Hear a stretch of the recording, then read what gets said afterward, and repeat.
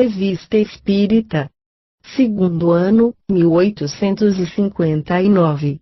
Jornal de Estudos Psicológicos.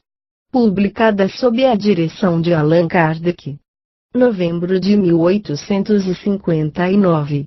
Os médiuns sem o saber. Na seção da Sociedade, de 16 de setembro de 1859, foram lidos diversos fragmentos de um poema do Sr. Porry, de Marseille, intitulado Uranie. Assim como se fez observar, esse poema é rico em ideias espíritas que parecem tomadas à própria fonte de O Livro dos Espíritos e, todavia, foi averiguado que, na época em que o autor o escreveu, ele não tinha nenhum conhecimento da doutrina espírita. Nossos leitores ficarão satisfeitos por dele dar-lhes algumas amostras. Lembram-se, sem dúvida, do que foi dito a respeito da maneira pela qual o Sr. Porry escreveu o seu poema, maneira que parece acusar nele uma espécie de mediunidade involuntária, ver o número do mês de outubro de 1859, página 270. Está constatado, de resto, que os espíritos que nos cercam, que exercem sobre nós, e com o nosso desconhecimento, uma influência incessante, aproveitam-se das disposições que encontram em certos indivíduos, para deles fazerem os instrumentos de ideias que querem exprimir e levar ao conhecimento dos homens. Esses indivíduos são, pois, verdadeiros médiuns sem o saber, e não têm, para isso, necessidade de estarem dotados da mediunidade mecânica. Todos os homens de gênio, poetas, pintores, músicos, estão neste caso, seguramente seu próprio espírito pode produzir por si mesmo, se está bastante avançado para isso, mas muitas das ideias podem também chegar-lhes de uma fonte estranha, e não parecem isso rogar, pedindo a inspiração. Ora, o que é a inspiração senão uma ideia sugerida?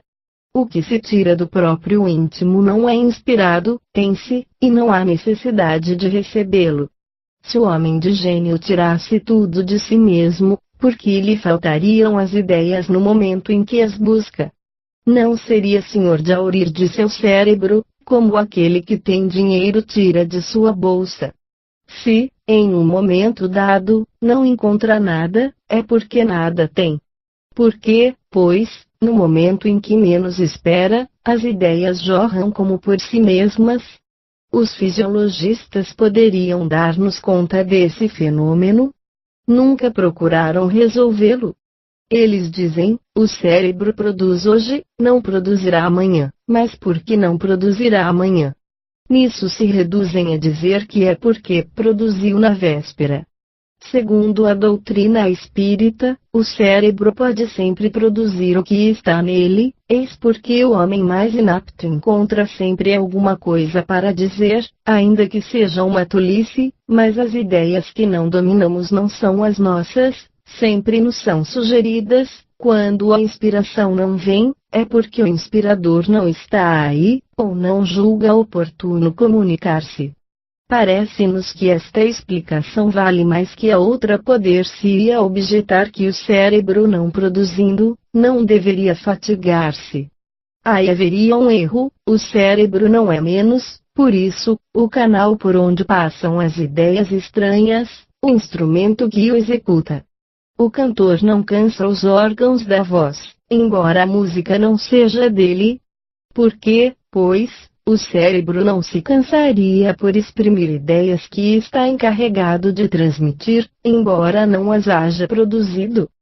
Sem dúvida, é para dar-lhe o repouso necessário a aquisição de novas forças que o inspirador lhe impõe em tempo de parada.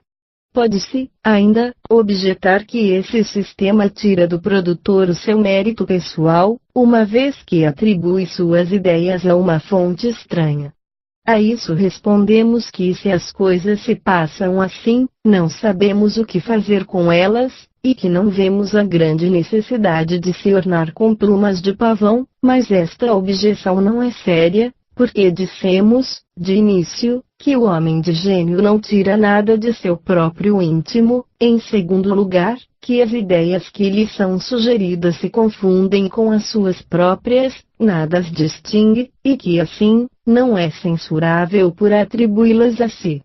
A menos que, tendo-as recebido a título de comunicação espírita confirmada, quisesse dar-se a glória, o que os espíritos poderiam muito bem fazê-lo pagar com algumas decepções.